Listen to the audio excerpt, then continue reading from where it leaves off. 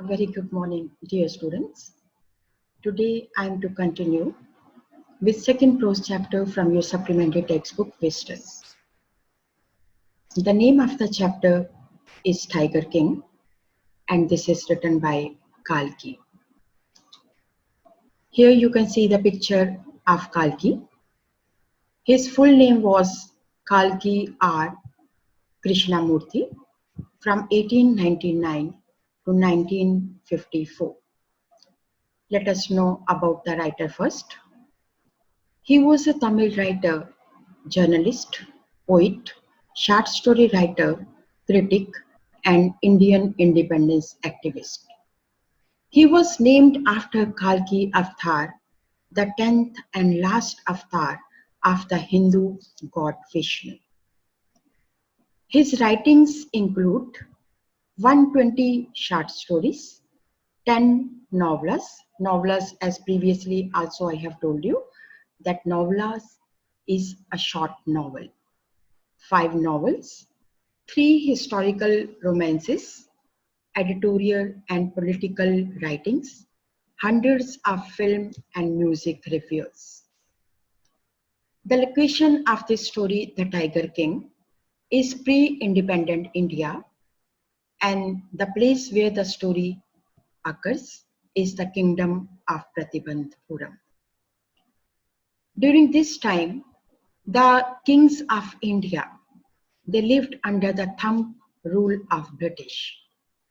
And this story, the story The Tiger King, is a star on the pride and stubbornness of those who were in power.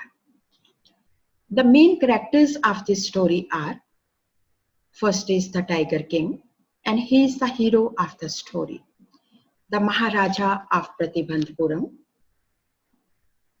Crown Prince, who was a 10-day-old baby in the beginning of the story, Chief Astrologer, a royal foreteller, Durai means chief leader, Diwan, a chief administrative office, Durai Sani, the wife of high-ranking British officer.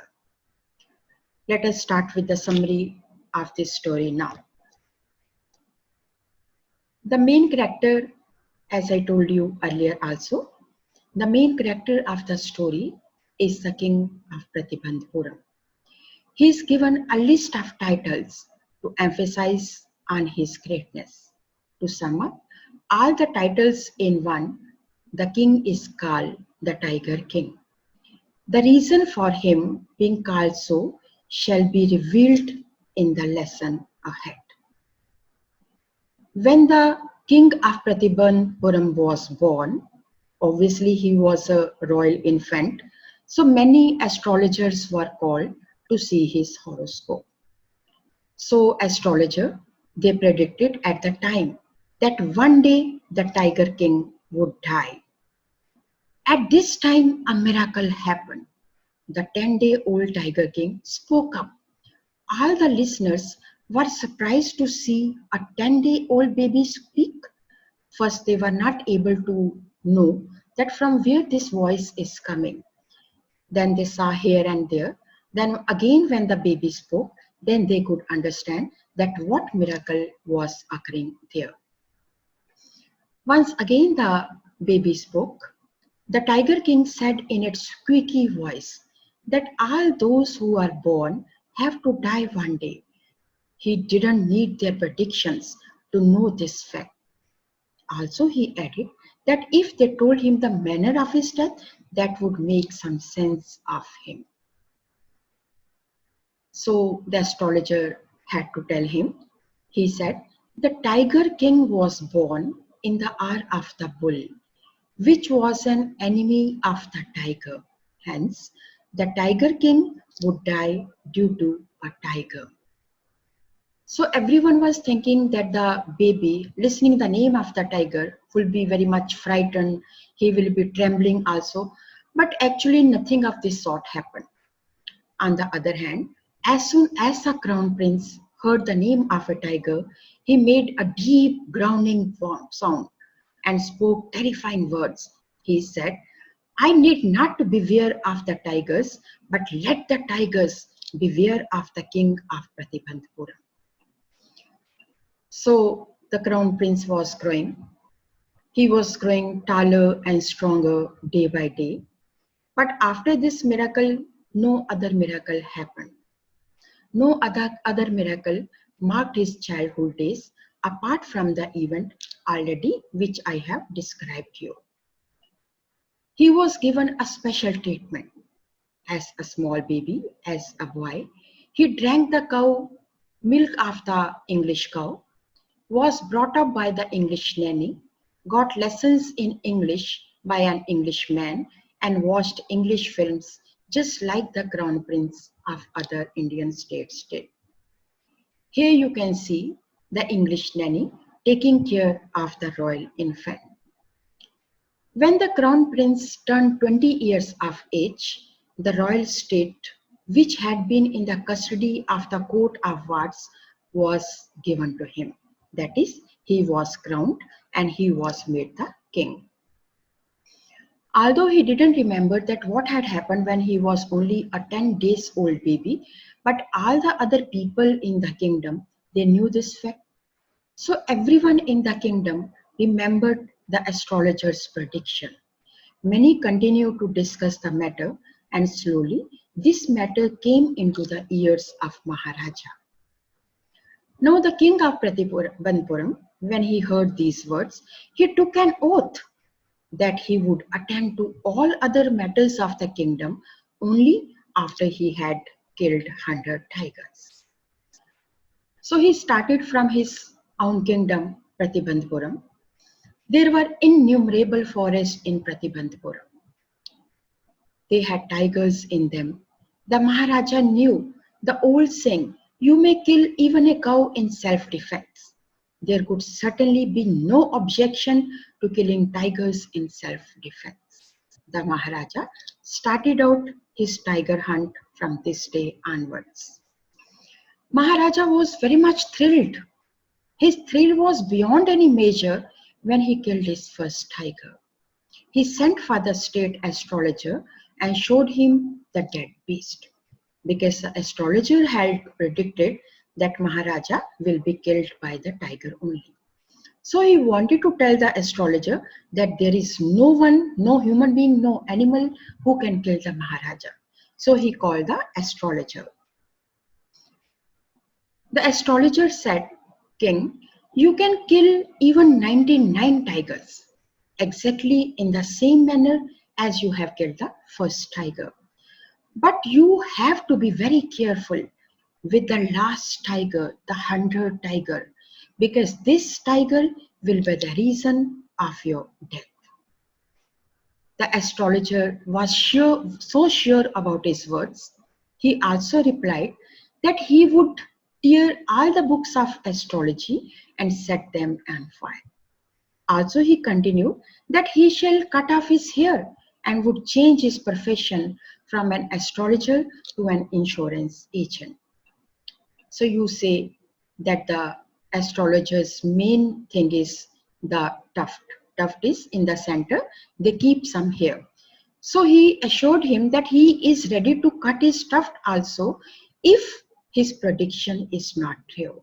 And he will also change his profession. So now onwards, the tiger hunting starts very rapidly. The kingdom banned tiger hunting by anyone except the Maharaja. Official announcement was there that if anyone was caught killing a tiger or even throwing a stone at a tiger, his wealth and property will be taken away. So this was a merry time for tigers because no one else could hurt them except the king only. So Maharaja's every tiger hunt was very successful. So in this way, from 1, 2, 3, the killing of the tigers, the number was increasing day by day. This is not so that he was successful every time. He faced danger also many times. At times, his bullet missed its target and the tiger jumped upon him. The king would fight with the tiger barehanded, but each time he won and killed the tiger. Once his kingdom was also in danger due to this fact that he was not allowing anyone to kill the tiger. What happened? A high-ranking British officer visited Pratibandhpuram. He was fond of hunting tigers and he wanted to get himself photographed with the tigers. He wanted to hunt tigers in Pratibandhpuram also. But the Maharaja never allowed him, never gave him the permission to this British official also. Although this was Pratibandhpuram was under the rule of British empires, still he was so daring that he refused this British officer also that he cannot kill any tiger in Pratibandhpuram. Actually, the British officer, he only wanted to get himself photographed with the dead body of a tiger. But the king, see the height, the king even he didn't allow or he didn't agree to this proposal also. Anyway, he had refused, but now he was also worried about that his kingdom will be snatched or he will be given some punishment. So he had to do something for his savior. He called his jeweler and asked for 50 gold rings. And Maharaja sent all of these rings to the British officer's wife with this message that she can choose any of these rings she likes. He just wanted to please her in order to make good the damage that he had done by refusing the official from going on a tiger hunt in his kingdom. But what happened? Instead of choosing one ring only, the British officer's wife, she accepted all the 50 rings and the king had to pay the bill for all these 50 rings. But still he was not worried. He was very happy that he has been able to save a tiger from the hands of the British officer. So this story was also finished, and on the other hand, the tiger hunt continues. The king was able to kill 70 tigers in 10 years. Means at the age of 20, he started tiger killing, and now he was 30 years of age and he had killed 70 tigers in his own kingdom only, the Pratibandhpuram. But now the tiger population was becoming extinct in Pratibandhpuram. So he decides that he will marry a princess from that state only where there will be a large tiger population. So he was married. Whenever he used to go in his in-laws' place, he always used to kill 5 or 6 times each time he visited his father-in-law's place. And in this way, the number from 70 has reached up to 99 now. So 99 tigers were killed and there will be no danger as according to the astrologer in killing the 99 tigers. The danger was with the 100 tiger only. So this danger was still left. This last tiger was still there to be killed. So he asked his diwan to arrange for a tiger or to seek or to search for a tiger. He himself will go there and kill the tiger. The diwan tried his best, but he was not able to find any tiger anywhere. He was very much terrified. He was having the fear that he will be punished, he will be killed. So he gets an idea in order to save himself. He thought that he will bring tiger from somewhere else and release him in the jungle where the people of Pratibandhpuram see him and the king will also be informed about this new tiger. So the diwan arranges 100 tiger from the People's Park in Madras and the people locate the tiger in the forest of Pratibandhpuram. The king also comes to know about this tiger. Fully armed, he comes here with his weapons to kill his 100 tiger. The king aims at the tiger, but the tiger only fainted from the shock of the bullet. But the king was so happy that Hurriedly, he thought that the tiger is killed, and the other persons who came to know about this fact later on, they had not the courage to inform the tiger that the tiger has not been killed by you. So they themselves killed the tiger. So the king was happy that the prediction of the astrologer has not been true. He has been able to kill 100 tigers. As you remember that he had vowed, he will not take care of any works of the kingdom till he kills 100 tigers. Even he was not caring about his son, only son. But now he was free from his vow, and this was the third birthday of his son. Maharaja, he himself goes to the market to buy a beautiful gift for his son. He searches a lot. At last, he spotted a wooden tiger. He bought this tiger and gave it to his son. Maharaja was very happy. He was playing with this wooden tiger along with his son. The tiny silvers purses the Maharaja's right hand, and the infection was there. The infection flares, pus spreads all over his arm. The doctors were called, but no effect was there. The infection still was flaring. No, there was a thing that he was to be operated. Three famous surgeons, they came from Madras. The operation was there. The operation was successful, but the Maharaja was dead. In this way, the hunter tiger takes its final revenge. Means whatever the astrologer had said that the death of this king will be due to the hunter tiger.